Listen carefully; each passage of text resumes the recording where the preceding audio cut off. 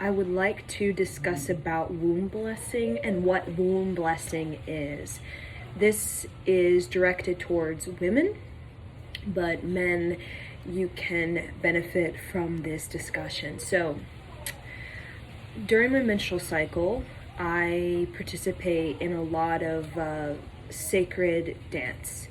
And my sacred dance is influenced by my Hawaiian dance study that is a part of my sort of female empowerment. I am Native American, and I decided to cultivate the Hawaiian dance as a part of my sort of study of my roots, right? My roots, even though I'm not Hawaiian, I chose that particular culture for rhythmic study as a part of my sort of female cultivation, you can say.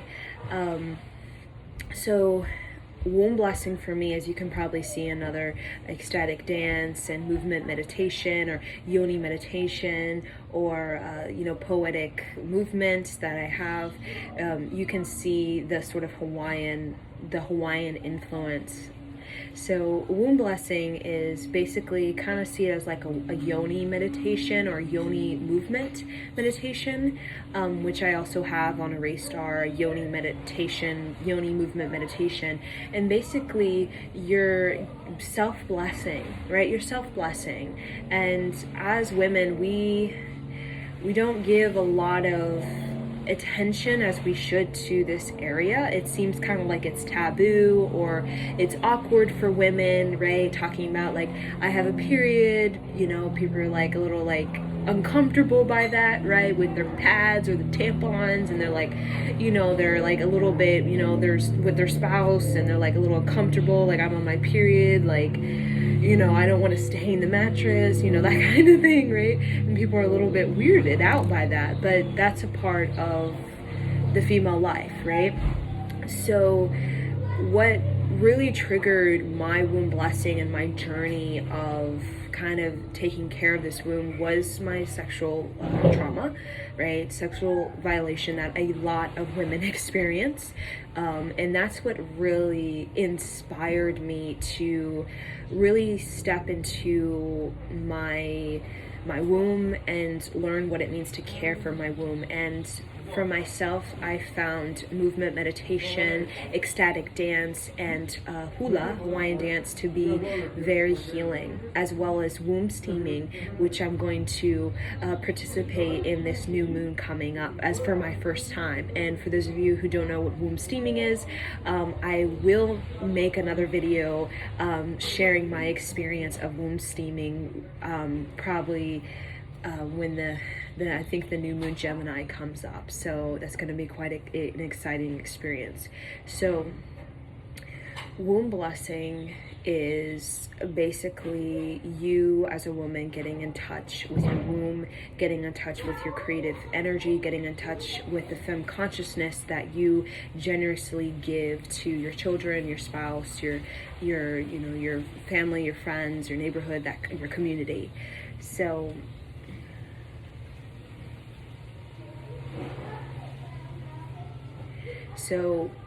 there are many kind of approaches to womb blessing, right?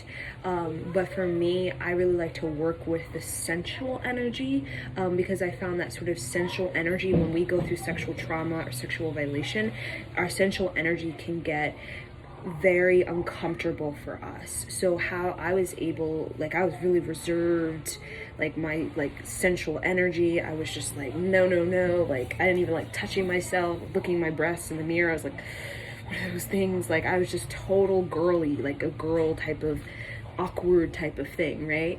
And a woman, stepping into the woman, she's not awkward, right? She's not, my boobs, oh my god, I'm bleeding, right? She's very much like, she's very commanding, right? That's a woman. And if you're 25, such as myself, 35, really people come into the womanhood in their own time. It's not like you turn 18 and you're like out in the woman, right? They say women start to really come into their, their sexual power when they're like in their late 20s and like 30s and like 40s. Like I've talked to men who, you know, in their 50s, and they have a woman who's in their 40s, and like they're saying, whoa, like, whoo, she's like wild, you know what I'm saying? And I've talked to these men, and you know, that's a thing, right? I definitely, now that I'm getting older, I'm 25 years old, I'm seeing that as a thing. Because when I was younger, like, you know, all the boys were like really like into the sex. But when I was like 18, 19, even 16, I was just like, no, I'd rather hang with my friends. Like, I don't really want to do that, right? But now that I'm getting older and I'm starting to feel like a woman, I'm starting to really understand the sexual energy, the sensual energy. So womb blessing is working with your sexual, your sensual, your creative energy. It's basically getting to know that sort of magnetic, that magnetic alchemical force that a woman has, right? It's very alluring, it's very mysterious, it's very magical, right? And womb blessing, it's a way to sensitize yourself as a woman, and also it's a way to really drop in, right? And when we think of like orgasm, you know, orgasm is basically you dropping in as a woman, like and you could,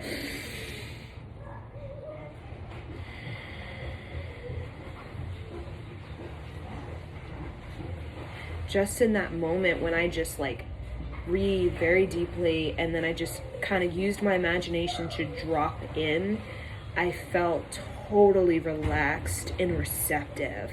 And I think that is the state a woman is meant to be in when she is in that creative energy or in that orgasmic flow, right?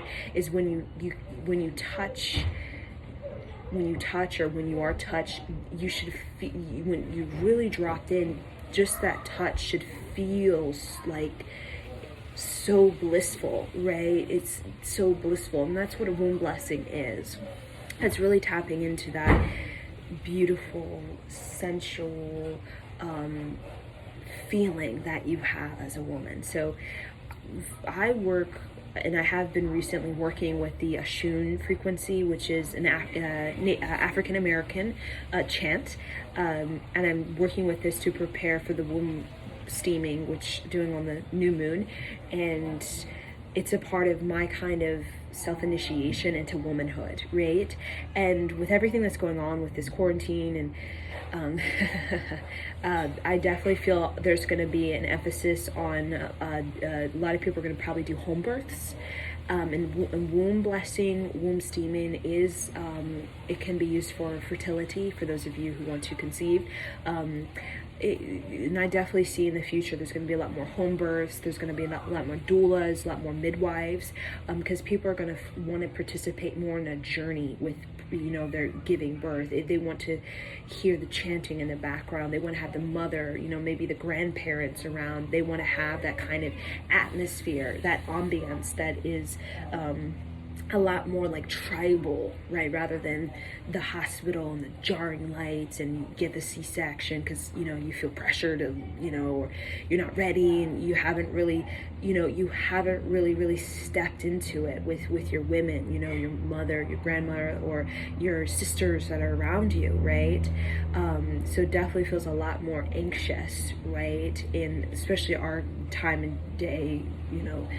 So I definitely feel there's going to be a lot more home births, right? And this is something you can use as a practice if you are pregnant, or if you're trying to conceive, or if you're preparing, right? You're about to deliver. This is something that can really like get you prepared and get your body open, because that openness is really what I see as orgasm. When you have that openness and you're really dropping in and you're allowing this to happen, right? Like I feel like there's so many C-sections nowadays, because we as women, we're just so rigid, we're just so tight in our hips, we're tight in our mind, like we're not really getting in there and opening it and relaxing and receiving, right?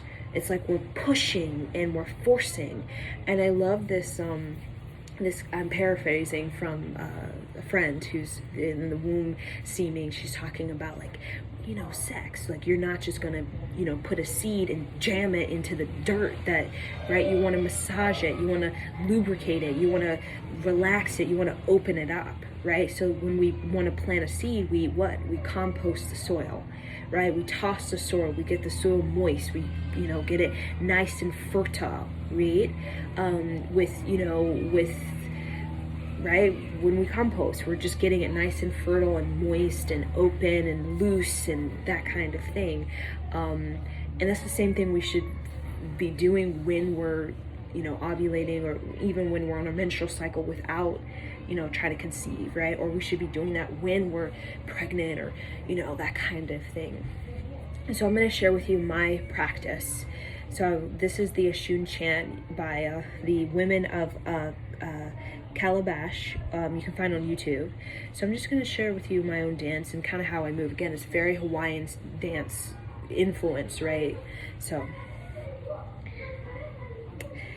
Oshun is a frequency you can chant as a woman to really step into your womanhood, right? And I use this to really step into, like, a woman is very alluring, she's very commanding, right? She claims her worth, she feels really good in her body, regardless if she's on her period and she's looking bloated, right? Or her breasts are like a little, she got to do some breast massage because there's a little bit swollen going on, right?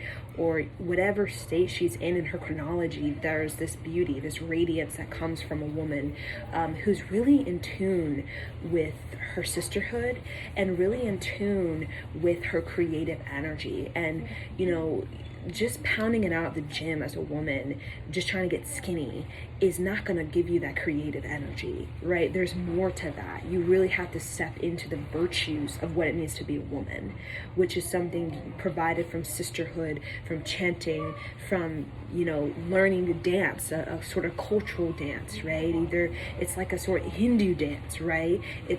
That is going to give you a lot more sort of this radiance, as a glow as a woman, than just, let me just get skinny and let me squeeze it in and let me try to like do that kind of thing. So